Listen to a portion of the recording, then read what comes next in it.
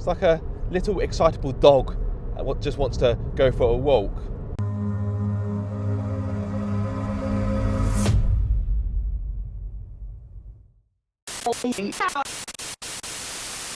The time has now come for us all to do more. From this evening, I must give the British people a very simple instruction. You must stay at home. And I'm Rachel Burden. Hi, good morning. Our headlines today: a second national lockdown in England. 2020, let's face it, it was a year full of doom and gloom, so what better way to start 2021 with this, the vibrant and funky Suzuki Ignis. Long-term viewers will remember that I reviewed this car all the way back in 2017, but the second generation Ignis has recently been given a facelift. This means tweaked looks, improved efficiency and also a choice of a CVT gearbox. As much as looks are, and always will be, subjective, I actually prefer the look of the pre-facelift. The new car has got a shiny new grille and, in all honesty, I think it makes the front end look a bit too fussy and a bit like a Jeep in my opinion. I don't particularly like that. Mind you, there's very little chance you will lose this in a supermarket car park because this particular car is finished in rush yellow, one of 3 new colours for the Ignis. The other 2, in case you're wondering, are Tough Khaki, good name, and Caravan Ivory. What kind of name is that? As well as a new lick of paint, Suzuki has made tweaks to the exterior to make it look a bit more like an SUV, and the interior has been given a little spruce up as well. However, it's not just the aesthetics that have been updated. The 1.2 litre naturally aspirated petrol engine now has an improved mild hybrid system. The capacity of the battery is now 10 amp hours and not 3. Unlike the previous Ignis, the new version can only be had with the mild hybrid system. The old version you could have it without. That's because Suzuki wants to make their cars more efficient across the board, which means sadly for the time being the Jimny has had to die. Let's just have a few moments to look back.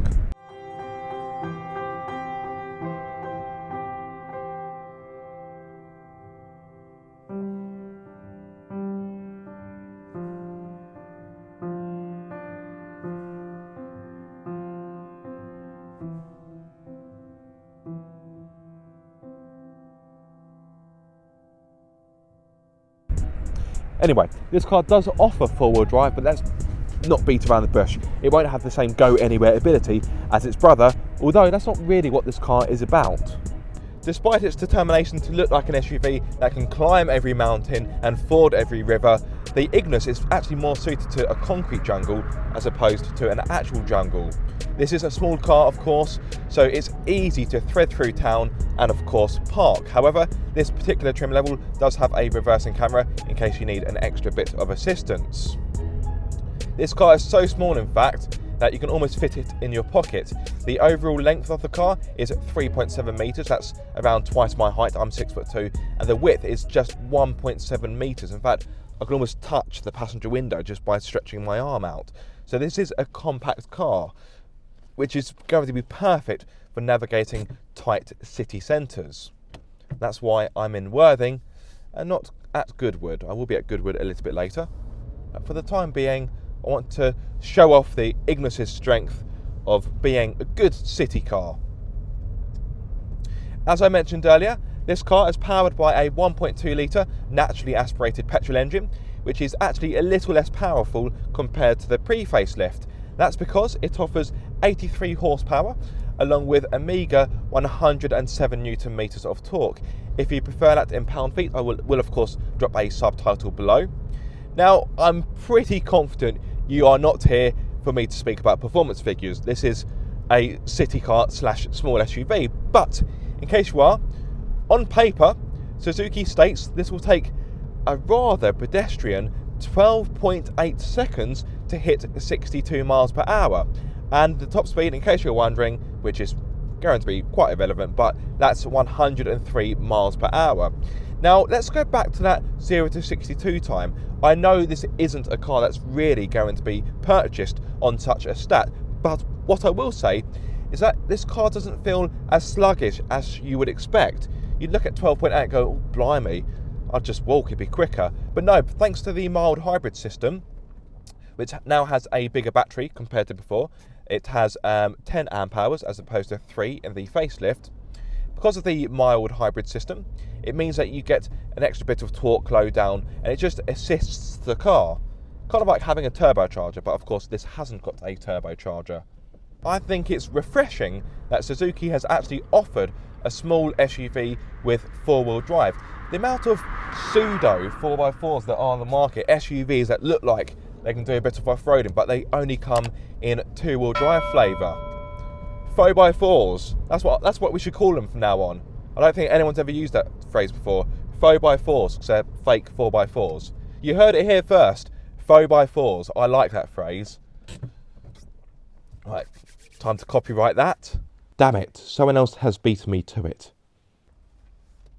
Anyway, back to the Ignis. I'm getting sidetracked. Now, despite not having a turbocharger, it's quite nippy around town. Now, one of the benefits of this car, and one of its weaknesses, which I will touch upon later, is just how light it is. Despite having 4 seats and a four-wheel drive system, this car weighs 940 kilograms. Now, to put that into some kind of perspective, that's around the same. Actually, that's a little bit less than a Mazda MX-5. That's astonishing. This is lighter than a 2-seater convertible. Impressive stuff. The lightness also means that you get better efficiency, of course. Speaking of which, what about fuel economy? I'm sure you're much more interested in that than you are compared to how fast this will hit 62 miles per hour. So, Suzuki states that on a combined run, you can get up to 51.9 mpg, and CO2 emissions come in at 123 grams per kilometre, meaning for the first year of VED, you'll be required to pay £165. So yes, this is a frugal car. At my disposal, I've got a 5-speed manual gearbox, although as I touched upon earlier, you can have a CVT if you want to have an automatic choice. Those who know me well will know that I don't like CVT, so I'd much rather have the 5-speed manual. Thank you very much. The change is very light, but it is precise. So it's quite a pleasurable gearbox to use. I've got no issues with it. And the ease of use in the Ignis is very high. So I think this is bound to appeal to a lot of people of all ages because it is an accessible car. It's just, whoa, hello. No, you're just going to completely cut me up near Kia Sportage. Anyway, as I was saying, before I almost was involved in a collision, thanks to that Sportage. Yes, the ease of use in the Ignis is very high, so I think this will appeal to a lot of age groups, and it's a very accessible car. Even with the driver's seat set to its lowest, as I've got it now, you still get what may be actually quite a surprising, commanding driving position. I know this is a small SUV, but because it's quite compact, I think some of you may be surprised just how high up you are. You do feel like you can lord it over certain people. Okay, maybe not Range Rovers, they're a bit too high for that, but it's definitely a commanding driving setup which gives you good visibility of the road. And speaking of visibility, that's another area where the Ignis does well. Okay, yes, the seat pillars are rather thick, so visibility over the shoulder is not great, but the rest of it is absolutely fine. The rear window is large, so I can see lots out of it. The wing mirrors are of a good size. Of course, you've got a reversing camera for this trim level in case you need that extra bit of help when parking. And again, it just makes it an easy car to use. All of the controls are light, so the pedals are light. Okay, I'd argue the throttle is maybe a bit too light, but that's me being picky. The steering is light, but sadly, it's still got the same numbness that affected the pre-facelift, but it does get a bit heavier with speed. And I like the controls in here. It's simplistic and easy. Another thing I think I touched upon it when I reviewed the pre-facelift. That video is still available to watch, by the way. Although it is quite old, so the quality won't be the same, and the music choice, in retrospect, wasn't very good at all, so sorry.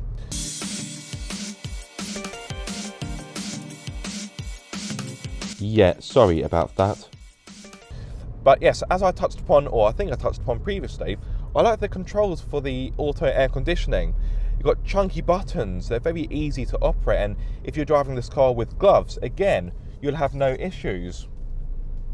And yes, this car isn't exactly full of frills, but it's simple and it's got really everything you need. This is the SZ5 model, the range topping model, and as such, I've got a touchscreen with Bluetooth, DAB radio, navigation and smartphone connectivity, although if I'm going to be honest, for some reason my Galaxy S10 won't connect to this. I think I've had that problem before in a Suzuki, but this does have Android Auto and of course Apple CarPlay. I've got LED headlights. In fact, all of the Ignises now, even the base model, they get LED headlights as well, which is good, better value for money.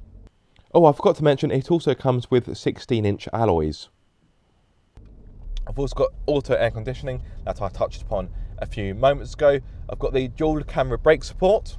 So I've got autonomous emergency braking, lane departure warning.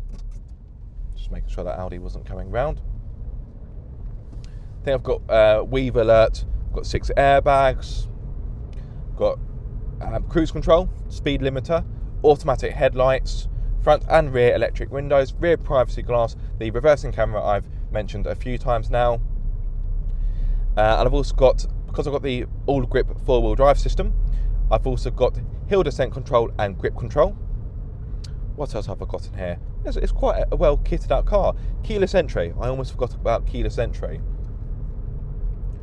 And not bad considering this car. Okay, well this particular one is over £18,000. But if you go for the SZ5 with the AllGrip system, the 4-wheel drive system, then that starts from £17,749.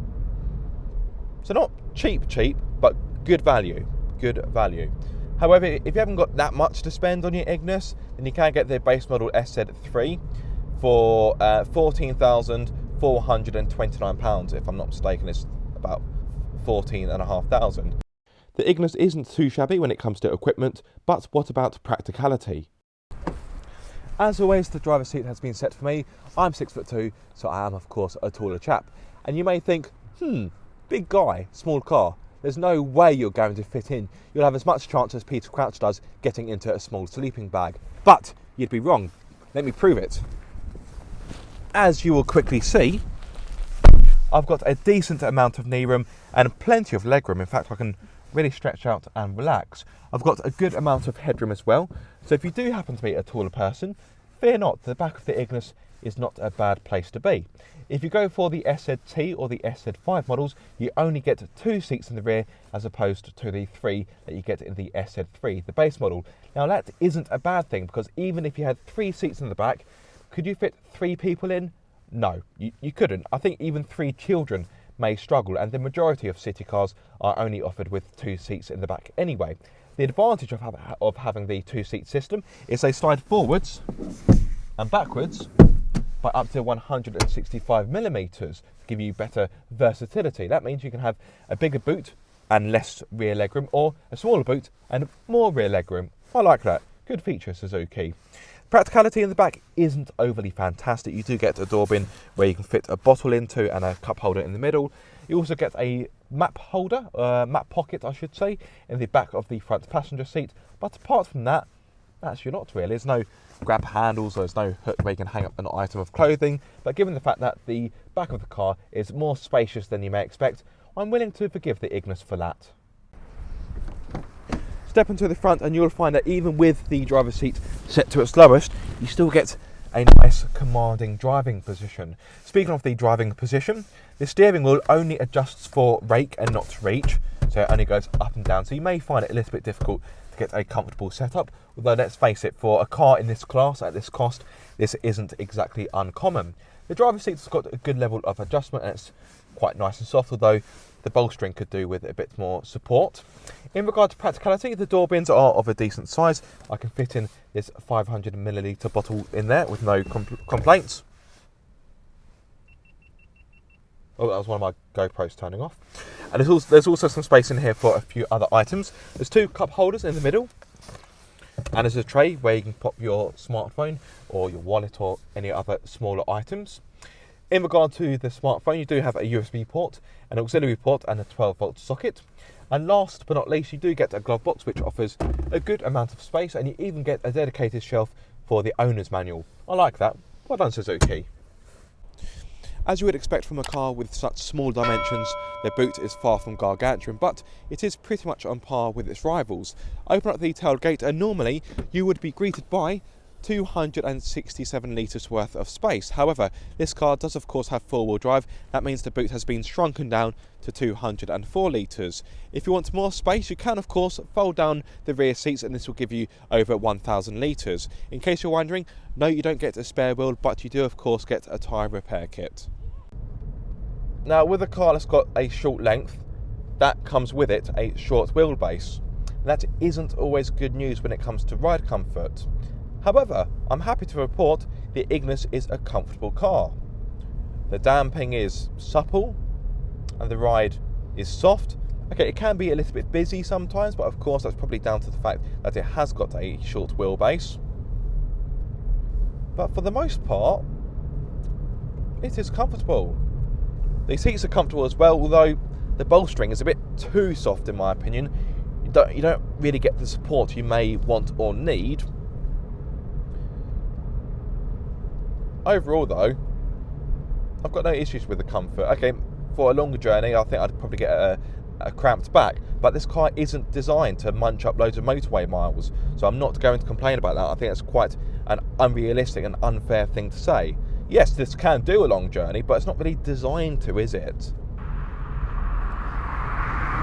My bum may be comfortable, but I must admit my ears are struggling, and that's because, well, if I shut up for a few moments, hopefully you can hear that road noise. Now, if you can't, I'll probably switch to a different microphone so you can hear it better. Well, I'm doing 29 miles per hour if I'm going to be pedantic, and there's a fair amount of tyre noise coming into the cabin. Now, this car is wearing Bridgestone Ecopia tyres. I think that's how you pronounce it, Ecopia? That sounds right, doesn't it? Those are, of course, an eco tyre. The noise rating on these tyres is 69 decibels, which isn't super quiet, but at the same time it isn't super loud either. But even so, these tyres are definitely audible. Now, one of the drawbacks of having a light car such as this is there isn't a lot of sound deadening. The doors are not very substantial at all, if I'm going to be honest. They're very light, which makes them easy to open, of course, but it does mean that a fair amount of noise creeps into the cabin. There's wind noise as well once you go up to higher speeds, so a refined car, this is not. However, I come back to the point, this is a cheap, value for money city car / small SUV. So you're not going to get high levels of refinement in here.